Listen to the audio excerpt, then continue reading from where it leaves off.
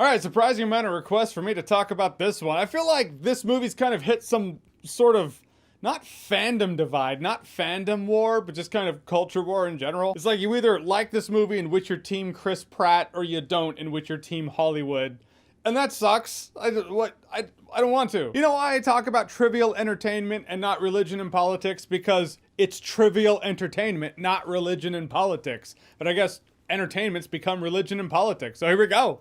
Let's talk religion and politics. So The Tomorrow War stars Chris Pratt, and it's a movie that the concept is amazing. When I explain it here, when you hear it explained elsewhere, you're like, that's kind of genius. I want to see it. Chris Pratt's an ex-military guy. He's a science teacher now. He's living that suburban family life, you know, with all the houses lined up together in a cul-de-sac and the the sprinkler. Then on national television, a platoon of soldiers from the future show up through time, and they're like, hey, we're losing this war against alien monsters, so we need more soldiers. So we're gonna pull soldiers from all of you in this time, in our past, because if we fail, you don't have a future. So it only makes sense. But when you're going about time travel and something like this, you can go about it a few different ways. One, there's one linear timeline. The future soldiers are our future. We are their past. If you change something in the past, it alters the future. Like Back to the Future and Marty McFly disappearing because his parents weren't gonna meet. Or again, there's one timeline, but you can't alter anything. Whatever happened, happened. If you go to the past and do something,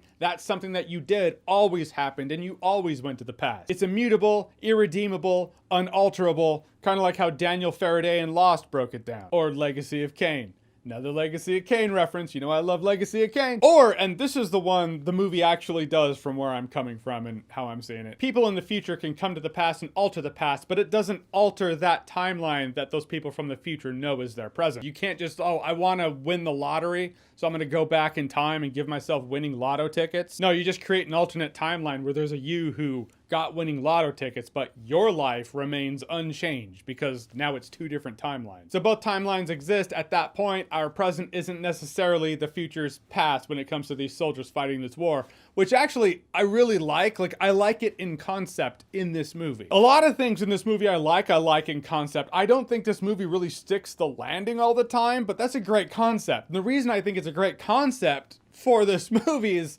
that's kind of messed up. It's very selfish. In the future, they're running low on soldiers because these monsters are just tearing them up. And then they come to the past, they're like, hey, we need you to fight because we're your future.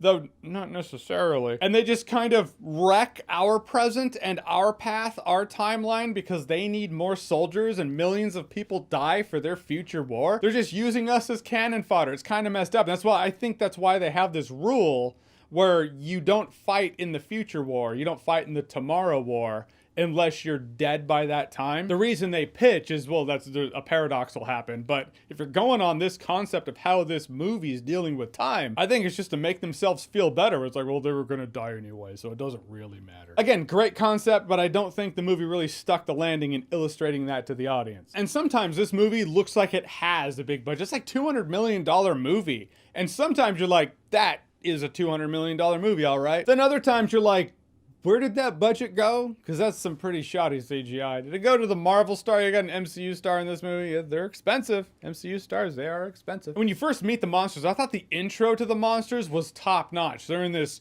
really dark, dreary building and they look up and this monster's there and it looks down at them and it's all super pale on the dark background. It's all when you first meet them, I was like, it's like the monsters from A Quiet Place had the head of Azmodan from Diablo 3. Pretty terrifying looking stuff. And then they have these tendrils that shoot spikes. You're like, I get that they have a function. They start looking goofy. And after that monster introduction, it's like the CGI for the monsters got worse and worse as the movie went on. Then by the end, I'm like, that's a lot of just CGI waves of monsters. I suppose when it had that survival horror tone, I loved it. And then when it's just waves of CGI monsters, I was like, I'm kind of over it. You can have great action movie, but still have survival horror tone. Aliens, I thought nailed it. That's one of the greatest action movies of all time, so I'm not expecting it to be that caliber. I'm just illustrating that you can do it. It doesn't have to just be waves of CGI monsters that start boring you. And that brings me to the comic relief in this movie. Some of it worked, some of it was just really awkward. With one character in particular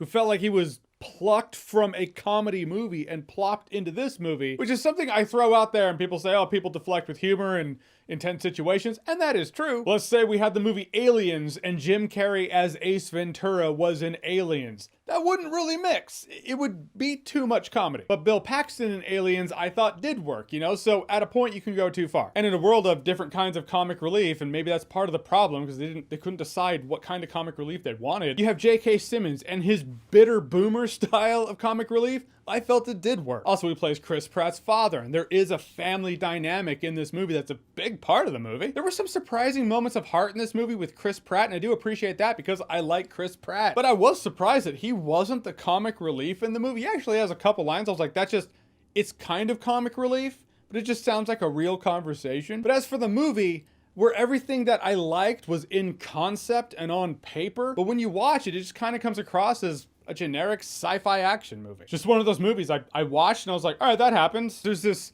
thought on the internet. It's like, wait, are people bagging on this movie because they don't like Chris Pratt because he might be a Republican and he's most definitely a Christian? And in a world where Hollywood is somehow perceived as the cool kids table in the high school cafeteria, all that about Chris Pratt isn't really a cool kids thing to be at that table in the cafeteria. So I can kind of see it. But again, I don't know. I don't know if that's the case, but Hollywood being the elitist dicks that they are, I could see it being the case. But in a world where the internet can speculate for days on whether or not with that situation, I will say if Hollywood or the entertainment industry personally ever hate you, that just means you're probably doing something right in life. That's just the way I see it. Benefit of the doubt, I'd be interested to see a sequel in this movie if they can refine some of the concepts, get a better script. They can work it out. That's what happened with The Purge. The second Purge movie is actually a pretty good time. Also, benefit of the doubt, I watched this stone sober, and maybe this movie is a better time. But if you're drunk. Yeah, now it's the Tomorrow War is gonna be The Hangover, that's for sure.